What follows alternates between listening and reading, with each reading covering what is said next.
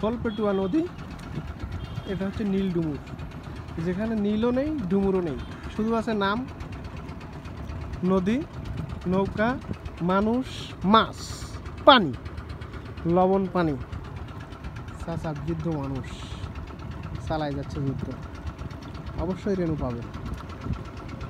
দেখা যাক কি হয়, টানে যাচ্ছে নদীর কিনারা দিয়ে। আমি নদীর উপরে দাঁড়ায় আছি, কিনারায় দাঁড়ায় আছি।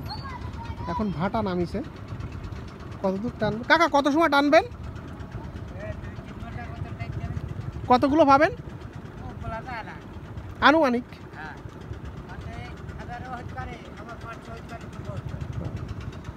অনিশ্চিত ভবিষ্যৎ, যেমন যদি হয় 1000 হবে, যদি না হয় না হবে 200 হতে পারে, 500 হতে পারে, 700 হতে পারে, মানে ভবিষ্যৎ সর্বদাই অনিশ্চিত।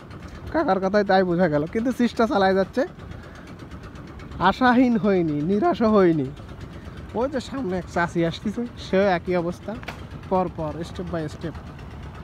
আমি নদীর এই পাশে যে ভেড়ি বাঁধ আছে, সেই ভেড়ি বাঁধের পাশ দিয়ে হাঁটতেছে, ও আল্লাহ আমি পড়ে যাচ্ছিলাম।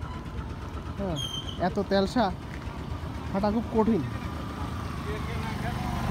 এরপর দিয়ে আবার মোটর সাইকেলও যাচ্ছে।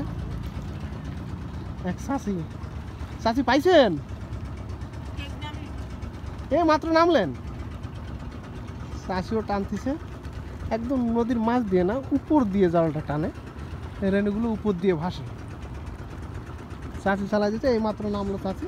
চাষিরও ওই ভবিষ্যৎ অনিশ্চিত, ওইভাবে একই অবস্থা।